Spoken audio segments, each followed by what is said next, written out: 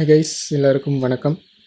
இந்த வீடியோவில் நான் என்ன எக்ஸ்பிளைன் பண்ண போகிறேன்னா, மெம்பர் இனிஷியலைசர் லிஸ்ட் அப்படின்னா என்ன, அதை எப்படி நம்ம யூஸ் பண்ணணும், எங்கெல்லாம் யூஸ் பண்ணலாம் அப்படிங்கிறத பற்றி இந்த வீடியோவில் நான் உங்களுக்கு எக்ஸ்பிளைன் பண்ண போகிறேன்.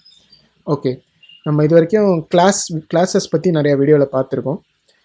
இப்போ நான் அதே மாதிரியே ஒரு எக்ஸாம்பிளோடு உங்களுக்கு எக்ஸ்பிளைன் பண்ணுறேன். அதுக்கு ஃபஸ்ட்டு நான் வந்து உங்களுக்கு ஒரு கிளாஸ் எழுதி காமிக்கிறேன். இப்போது எக்ஸாம்பிளாக நான் ஒரு கிளாஸ் எழுதிக்கிறேன். கிளாஸ் நேம் போட்டுட்டு நான் ஓப்பனிங் அண்ட் கர்லி பிரேஸ் போட்டு செமிகோலன் போட்டாச்சு.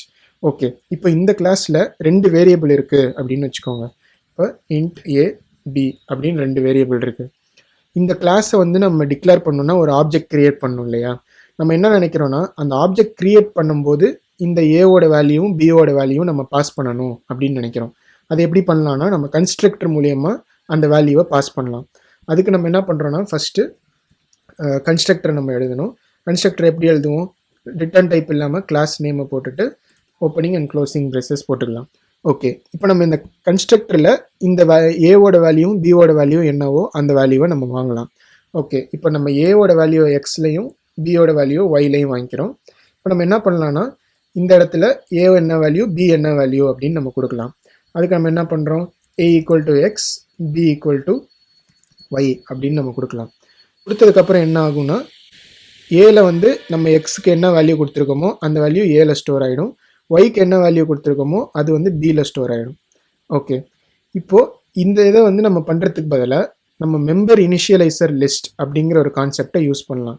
இதையே வந்து நம்ம வேறு மாதிரி எழுதலாம். அதை வந்து நான் இப்போ எப்படி எழுதுறது அப்படின்னு காமிக்கிறேன். ஃபஸ்ட்டு இதே மாதிரியே நீங்கள் ஒரு கன்ஸ்ட்ரக்டர் எழுதிக்கலாம்.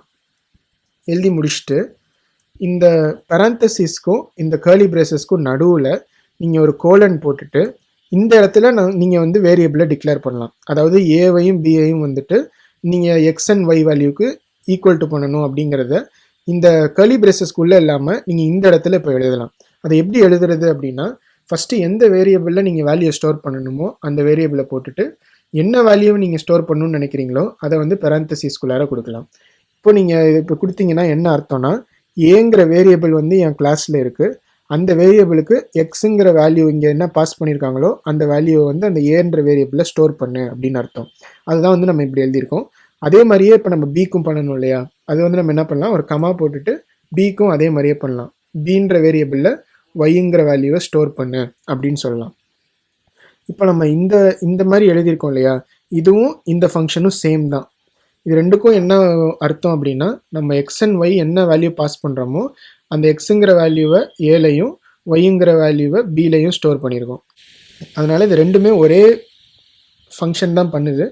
ஆனால் இந்த ரெண்டுக்கும் என்ன வித்தியாசம் அப்படின்னு பார்த்தீங்கன்னா, இதில் வந்து நம்ம A equal to Y B equal to ஒய்னு நார்மலாக நம்ம எப்போதும் ஸ்டேட்மெண்ட் எழுதுகிற மாதிரி ஒரு கர்லி பிரேசஸ்குள்ளார எழுதியிருக்கோம். இந்த இதில் பார்த்தீங்கன்னா நம்ம மெம்பர் இனிஷியலைசர் லிஸ்ட் யூஸ் பண்ணியிருக்கோம். இந்த இடத்துக்கு பேர் தான் மெம்பர் இனிஷியலைசர் லிஸ்ட். இதுவும் வந்து சேம் தான். ஆனால் இதை ஒரு கர்லி பிரேசஸ் எழுதுறதுக்கு பதிலாக நம்ம வந்து இந்த பராந்தசிஸ்க்கும் கர்லி பிரேசஸ்க்கும் நடுவில் ஒரு டிஃப்ரெண்ட்டான ஒரு சின்டாக்ஸ் வழியாக நம்ம எழுதியிருக்கோம். சரி, இப்போ இது எழுதுனதுனால என்ன யூஸ், நம்ம இப்படியே எழுதிட்டு போயிருந்துருக்கலாமே அப்படின்னு கேட்டிங்கன்னா, இந்த எக்ஸாம்பிளில் வந்து நம்ம அது வந்து ஒரு டிஃப்ரென்ஸும் கிடையாது. நீங்கள் அப்படியும் எழுதியிருக்கலாம், இந்த மாதிரியும் எழுதியிருக்கலாம். நம்ம இன்னும் அட்வான்ஸ்டான கான்செப்ட்ஸ் கிளாஸ் கான்செப்ட்ஸ்லாம் போய் பார்க்கும்போது இந்த மெம்பர் இனிஷியலைசர் லிஸ்ட் எதுக்கு யூஸ் ஆகும் அப்படிங்கிறத பற்றி பார்க்கலாம். இந்த வீடியோவில் நம்ம எல்லாம் தெரிஞ்சுக்க வேண்டியது என்னென்னா, இதுதான் வந்து ஒரு மெம்பர் இனிஷியலைசர் லிஸ்ட். இது எதுக்கு யூஸ் பண்ணுவோம் அப்படின்னா, நீங்கள் வந்து ஒரு கிளாஸில் இருக்க வேரியபிளை ஒரு வேல்யூவை வச்சு நீங்கள் இனிஷியலைஸ் பண்ணணும், அந்த வேரியபிளுக்கு ஒரு வேல்யூ கொடுக்கணும் அப்படின்னு நினச்சிங்கன்னா அதை பண்ணுறதுக்கு தான் நம்ம வந்து மெம்பர் இனிஷியலைசர் லிஸ்ட் யூஸ் பண்ணுவோம். இப்போ நீங்கள் இந்த கிளாஸை டிக்ளேர் பண்ணும்போது என்ன பண்ணலாம், எக்ஸாம்பிள் ஆப்ஜெக்ட் போட்டு நம்ம 2 வேல்யூ பாஸ் பண்ணணும் இல்லையா? அப்போ வந்து நான் 1 2 அப்படின்னு கொடுத்தேன்னா, இப்போ 1ன்றது வந்து எக்ஸுக்கு வந்துடும், 2ன்றது வந்து ஒய்க்கு வந்துடும். இப்போ நம்ம இந்த இடத்துல என்ன சொல்லியிருக்கோம்னா, எக்ஸுங்கிறத வந்து ஏல ஸ்டோர் பண்ண சொல்லியிருக்கோம். அதனால் ஏ வந்து 1 ஆகிடும். பின்றதை வந்து ஒயில் என்ன வேல்யூ பாஸ் பண்ணியிருக்கோமோ அதை வந்து பியில் ஸ்டோர் பண்ண சொல்லியிருக்கோம். அதனால் பி வந்து 2 ஆகிடும். இதை வந்து நீங்கள் எப்போதும் போல் பிரிண்ட் பண்ணி பார்க்கலாம். அதை நான் வந்து எக்ஸாம்பிளுக்காக நான் இங்கே எழுதி காமிக்கிறேன். இப்போ வாய்ட் print ab அப்படின்னு நான் கொடுக்குறேன் ஒரு ஃபங்க்ஷனு. இதில் வந்து நான் சி அவுட் ஏ அதே லைனில் ஸ்பேஸ் விட்டுட்டு பிஐயும் பிரிண்ட் பண்ணுறேன். இப்போது கரெக்டாக இந்த 2 வேல்யூவும் அதில் ஸ்டோர் ஆயிருக்கா அப்படின்னு பார்க்குறதுக்கு நம்ம என்ன பண்ணலாம்னா, ஆப்ஜெக்ட் மூலியமாக அந்த ஃபங்க்ஷனை கால் பண்ணலாம். டாட் பிரிண்ட் ஏபி அப்படின்னு கால் பண்ணோன்னா வந்து நம்மளுக்கு 1 and 2 பிரிண்ட் ஆகுதா அப்படின்னு நம்ம பார்க்கலாம். பார்த்தீங்கன்னா 1 and 2ன்னு எதிர்பார்த்த மாதிரியே வந்திருக்கு. இப்போ இது ரெண்டும் சேம் தான் அப்படின்றத காமிக்கிறதுக்காக நான் என்ன பண்ணுறேன்னா, இந்த மெம்பர் இனிஷியலைசர் லிஸ்ட்டை கமெண்ட் பண்ணிவிட்டு நம்ம நார்மலாக எப்படி ஒரு கன்ஸ்ட்ரக்டர் எழுதுவோமோ அந்த மாதிரி எழுதியிருக்கேன். இங்கே வந்து நம்ம ஏற்கனவே பார்த்த மாதிரியே a equal to X B equal to y கொடுத்துருக்கோம் இல்லையா? அதனால் நம்மளுக்கு வந்து அவுட்புட்டில் எந்த மாற்றமும் வரக்கூடாது. அப்படி நம்ம எதிர்பார்த்த அவுட்புட் வருதா இல்லையா அப்படின்னு நம்ம ரன் பண்ணி பார்க்கலாம்.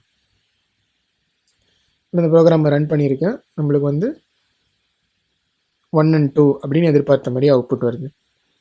இந்த வீடியோவில் நம்ம பார்க்க வேண்டியது அவ்வளோதான். மெம்பர் இனிஷியலைசர் லிஸ்ட் அப்படின்னா என்ன அப்படின்னு பார்த்தோம் இந்த வீடியோவில்.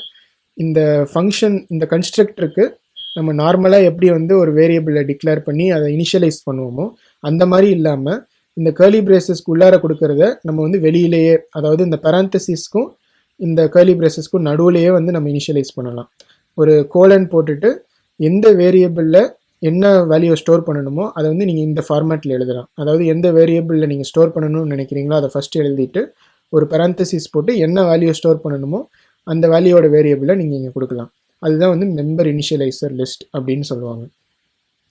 உங்களுக்கு ஏதாவது இதில் சந்தேகம் இருந்தால் கண்டிப்பாக கமெண்ட்டில் கேளுங்க, நான் உங்களுக்கு ஆன்சர் பண்ணுறேன். உங்களுக்கு இந்த வீடியோ பிடிச்சிருந்து யூஸ்ஃபுல்லாக இருந்துச்சுன்னா கண்டிப்பாக லைக் பண்ணுங்கள், மறக்காமல் சேனலுக்கும் சப்ஸ்கிரைப் பண்ணிடுங்க.